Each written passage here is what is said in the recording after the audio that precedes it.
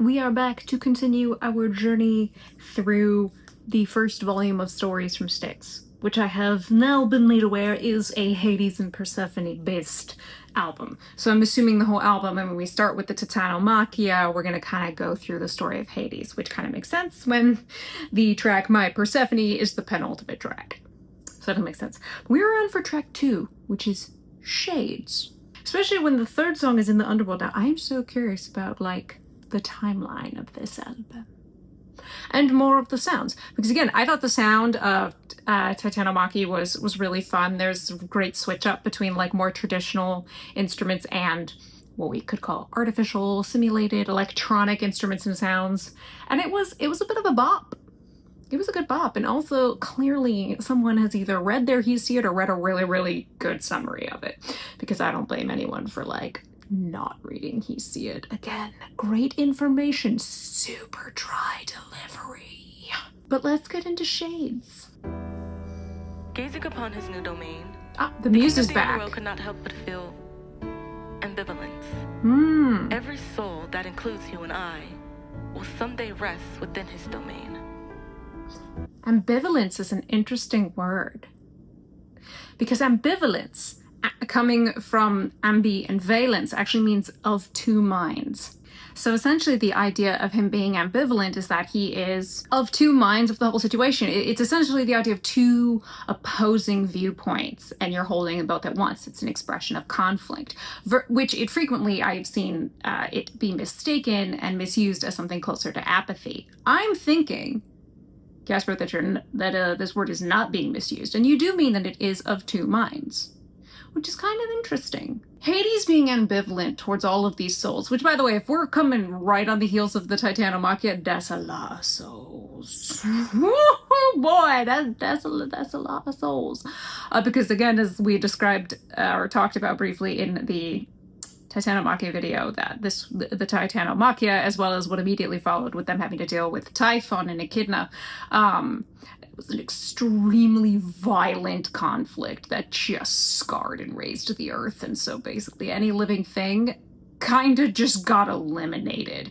It's what supposedly then in some versions of the story leads to them having to have Prometheus and Epimetheus literally just like recreate humanity, because it's just, woo, it's a hot mess. So that would be one of those things where it's like, oh, this is the proof of this massive conflict we had, but also like, how do you feel empathy for that when you don't die? That's interesting. Tell me more, Miss Muse.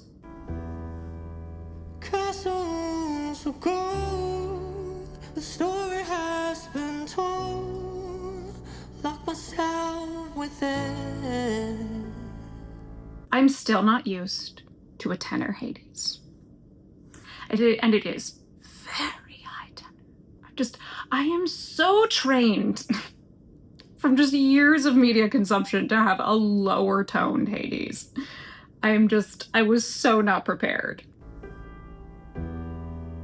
I fear it's getting old. Open up, be bold. I have no next of kin. Interesting.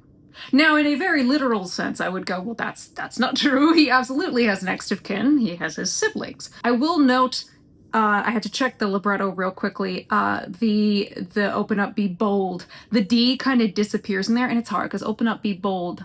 If you over enunciate bold, you get that duh on the end, and it can sound really awkward. And as somebody who learned how to pronounce and sing in a much more classical kind of operatic way, I understand the difficulty, but it does disappear a teensy bit in there. So it sounds like open up, be bold. And I'm like, it took me a second, I had to check.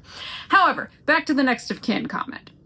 In a greater sense, it is true that he has no next of kin, in the sense that your girl watches a shit ton of crime dramas. It's fine, don't ask. I don't have a problem. Fine. Next of kin are who you contact when you die. Again, what do we say about the gods? The gods don't die. It's the whole point. It's why they're gods. It's the ultimate thing that separates them from humanity. They are truly immortal. So it is true he has no next of kin, in the fact that he will never need them because he will never die. Again, though, in a literal sense, yeah, he's got his siblings. They're not in the underworld, but they're all up there. But I kind of like that. If, again, this song is entitled Shades, which I'm assuming means we're going to talk a bit more kind of about the shades, the ghosts, if you will, the souls that go down to the underworld. he will look at them and be ambivalent, because he'll go, you have next of kin, all of these things. He goes, well, I don't have that because I don't die. And equal parts might be exhausted, might be tired by it all. I mean, you did just go through the titanomachia, but also be like, what do I have to look forward to? Because there is no end for the gods. Interesting. Okay, from like a psychological standpoint, I'm just like, there's so many potentialities running in my head. And I was meant to do the unthinkable, the impossible. And I should have maintained everything and anything. Ooh, okay, taking that center down a little bit, okay. All right. It takes you out of head voice into more of the chest voice. Ooh, the transition on that actually vocally was very impressive. Love that. Interesting. Also, this is very piano heavy. Again, I don't know if we're doing the whole assigning characters instruments, but kind of like that we have often heard piano at this point with Hades. Even in Titanomachy, when Hades came back at the end, we moved back into piano, which I was like, oh, we've gone very electronic, here we are going back to piano. I don't know if that's a thing, but it is very nice. I will say, now that I'm thinking about it, including the way that the muse is being done, in a very character kind of like the way Hermes functions in Hadestown, the way you have the MC in Cabaret, the band leader in Chicago, and plenty of other musicals where you have a character who's kind of narrating to you.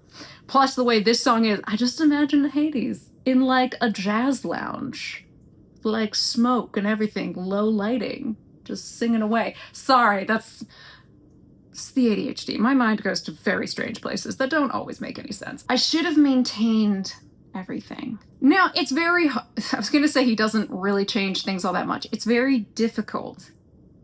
Because again, when you're in a religion that is not unified, essentially, like, yes, they worship the same pantheon, but they all the city-states would worship differently. Hell, they were all on different calendars for how they celebrated. We don't, as far as I can recall, we don't have much literature that notes Hades didn't just maintain how the underworld worked. I mean, he probably gave it better management, but the Underworld essentially functions as it has, in that you basically go to what I was jokingly calling Gen Pop, which is, we call it the Fields of Asphodel. The Underworld is literally the Fields of Asphodel, which is basically 99.9% of souls go there. Unless you are one of the mortal souls, or one of the people, or one of the like titans who've been defeated, etc., who somehow end up in Tartarus, which, you have to have fucked up so bad to end up there. Or you are one of the very few who have earned entrance into the Elysian Fields. If you are not in Tartarus or the Elysian Fields, you're in the Fields of Asphodel, which is, again, as I said, is Gen Pop. Like, that's where everybody goes.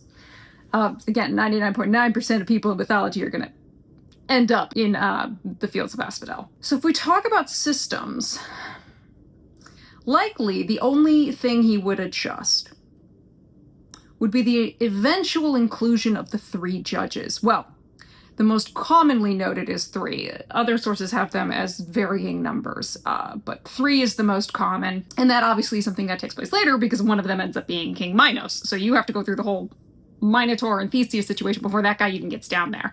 And same with Rhadamanthus, and the third one, whose name starts with an A, and I'm blanking on it, probably because he's the least interesting of all of them. Whoops, you didn't hear that from me. But other than that, the underworld just kind of functions as it does. It's a realm.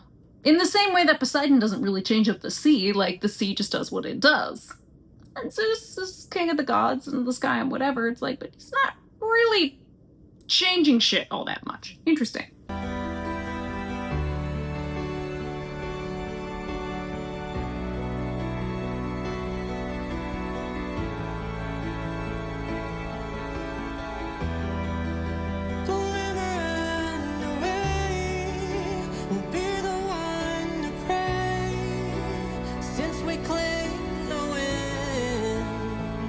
Yeah. Okay, so we are thinking of, I was gonna say, that ambivalence and everything, his mindset is very much clearly related to the idea of, like, he's looking at mortals, but he doesn't die. Glimmer and away, won't be the one to pray since we claimed the win. Won't be the one to pray. Essentially try and pray for forgiveness, which I don't think Cronus would have been all about that forgiveness, nor the other Titans. I mean, again, the Titans who lose get thrown in Tartarus. It's part of why Gaia gets big mad and just creates Typhon and Echidna, and we're all just like, bitch, can you, like, calm the fuck down? This was a war. What did you think was gonna happen if like, half your children didn't decide to go along with this?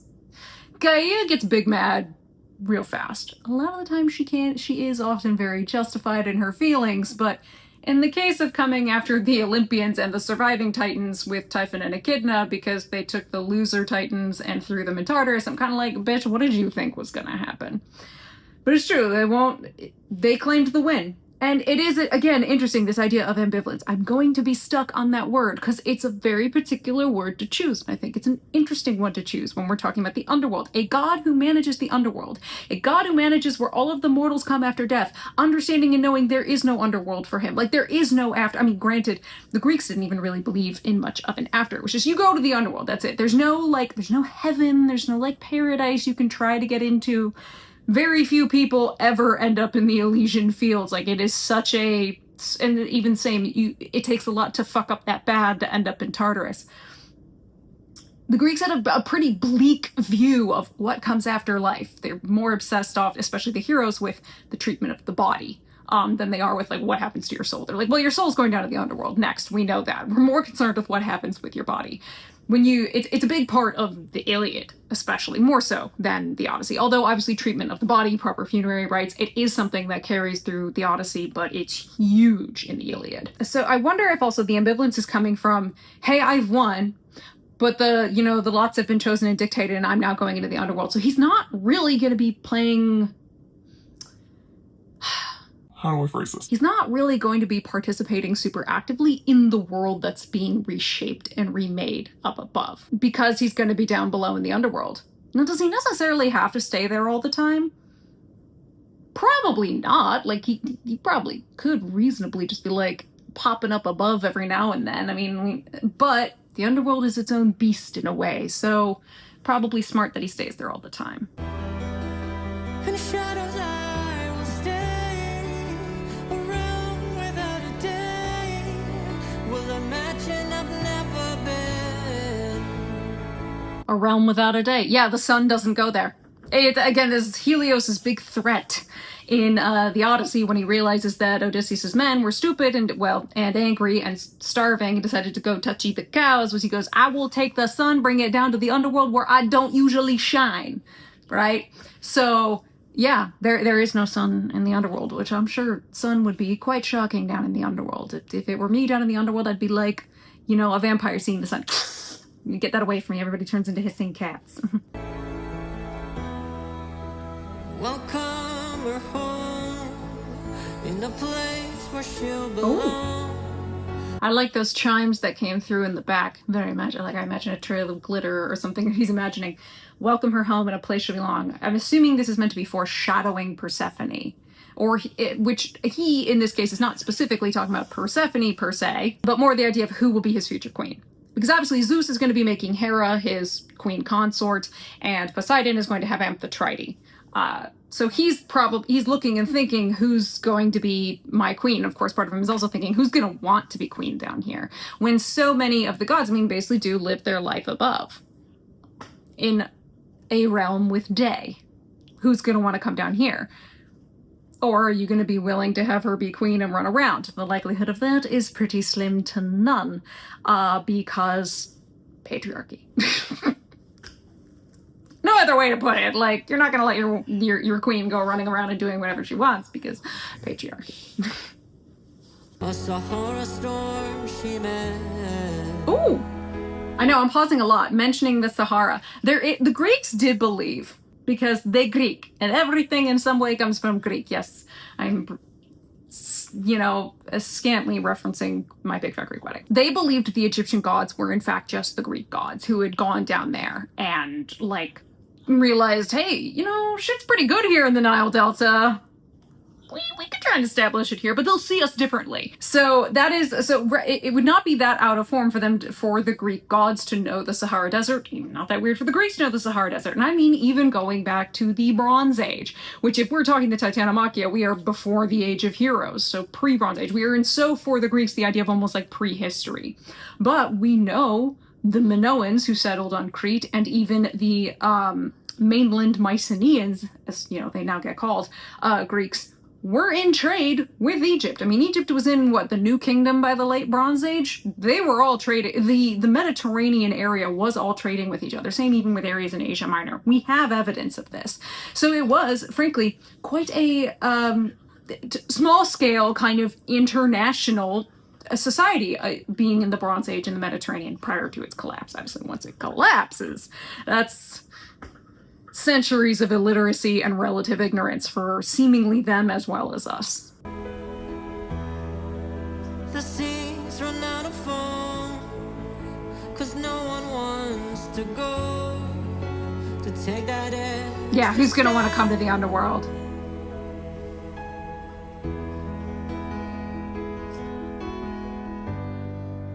And we were meant to do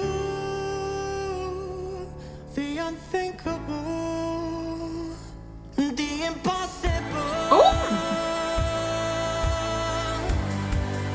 And we were meant to say everything and anything. Okay. We couldn't even do the unthinkable, the impossible. How were we supposed to say everything and anything?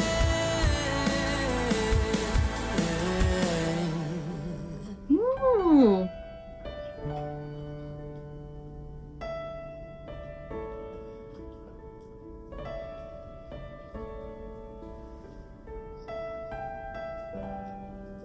I loved that bit where the instruments came in. Not that the piano isn't nice.